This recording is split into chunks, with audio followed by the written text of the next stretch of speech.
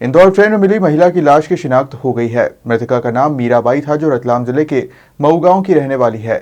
हालांकि महिला की हत्या कर शव को ट्रेन में रखने वाले आरोपी अब भी फरार हैं, जिनकी पुलिस द्वारा तलाश की जा रही है। दरअसल 8 जून को नागदा महू पैसेंजर ट्रेन में महिला के टुकड़ों में लाश मिली थी। जीआरपी पुलिस मामला दर्ज कर जांच कर ही रही थी कि इसी बीच महिला के शव के शेष टुकड़े ऋषिकेश रेलवे स्टेशन पर मिले, जिसमें महिला के हाथ पर मीराबाई गुदा था। पुलिस ने हाथ पर गुदे नाम के आधार पर जांच शुरू की, जिसमें महिला की शिनाख्त मीराबाई के रूप में हुई, जो रतलाम जिले की मऊ गांव की रहने वाली थी। मृतका की 5 बहनें हैं और सभी बहनों ने अपने इकलौते भाई का नाम हाथ पर गुदवा रखा था। इसी आधार पर मीरा की पहचान हुई। हालांकि अब भी महिला की हत्या और उसके शव को ट्रेन में रखने वाले आरोपी फरार हैं, जिनकी पुलिस द्वारा तलाश की जा रही है। दिनांक 8 तारीख को, इस महीने की 8 तारीख को नागदा महू पैसेंजर ट्रेन में एक महिला की लाश मिली थी, जो कि बोरे में और बैग में बंद थी।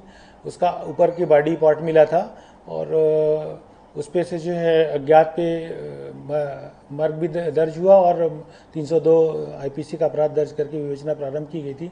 इसका बाकी का जो बॉडी पार्ट है, पैर और हाथ, ये ऋषिकेश में योगनगरी एक्सप्रेस ट्रेन में मिले थे।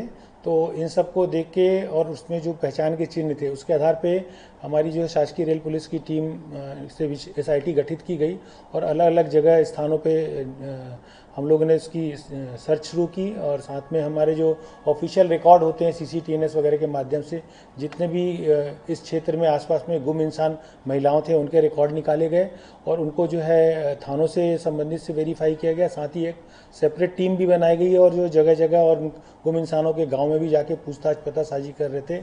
इसी दौरान ये पता चला है कि जो रतलाम जिला है, उसका बिलपाक थाना है, वहाँ उसके मऊ गांव में एक महिला इसी प्रकार से जो घटना उसके 2 दिन पहले यानी 6 तारीख को वहाँ से घर से निकली हुई है, जो अभी तक घर वापस नहीं आई है। और उसी को आगे बढ़ाते हुए उसमें हम जांच करते हुए इस निष्कर्ष पे पहुँचे कि जो लाश मिली हुई है अज्ञात महिला की, ये वही है और उसके लिए पूरी तस्दीक की गई है। उसके जो आइडेंटिफिकेशन मार्क्स जो मेनली था, उसके हाथ में टैटू बना हुआ था, जिसमें उसका नाम मीराबेन और गोपाल भाई लिखा हुआ था। उससे हमारी जो है 80-90% कन्फर्मेशन उसी से हुई, क्योंकि जो उसकी और बहनें हैं, उसकी करीब 5 बहनें हैं, तो 5 बहनों ने भी इसी प्रकार का जो है अपने भाई का नाम, गोपाल उनके भाई का नाम होता है, तो अपना नाम और भाई का नाम ये सभी बहनों ने लिखा रखा था। और उन्होंने उसको पहचान के बोला कि हमने भी ऐसे ही लिखाया है कई सालों पहले बचपने में, और उसने भी लिखाया हुआ था।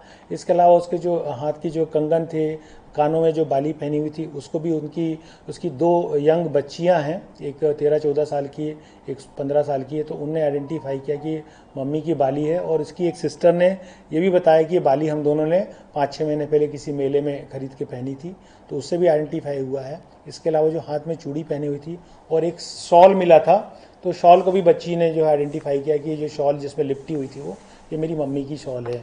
और बाकी उसके जो भाई थे गोपाल, उनके माता पिता, सबसे बातचीत हुई है, उससे हम ये उसकी पहचान अभी स्थापित कर पाए हैं।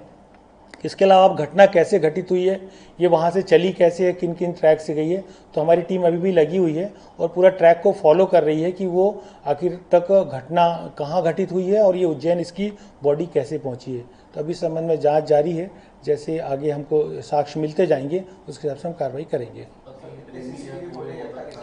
अभी हमारे पास सारे फ्रंट जो है हम अभी ओपन है हमारे पास। हम पारिवारिक दृष्टि से भी देख रहे हैं। एक ऐसे जांच में पता चला कि एक दिन पहले उसके पति इसके साथ भी थोड़ा सा कुछ वाद विवाद हुआ था, तो उस एंगल पे भी जांच कर रहे हैं। इसके अलावा कोई अन्य प्रकार से किसी अन्य व्यक्ति से या कहीं किसी से कुछ लेन देन का विवाद हो, आर्थिक वाली बात हो, तो उस पर भी हम जाँच कर रहे हैं। किसी प्रकार से किसी का अगर अलग से संबंध भी हो सकता है, तो उस एंगल पर भी हम जाँच कर रहे हैं।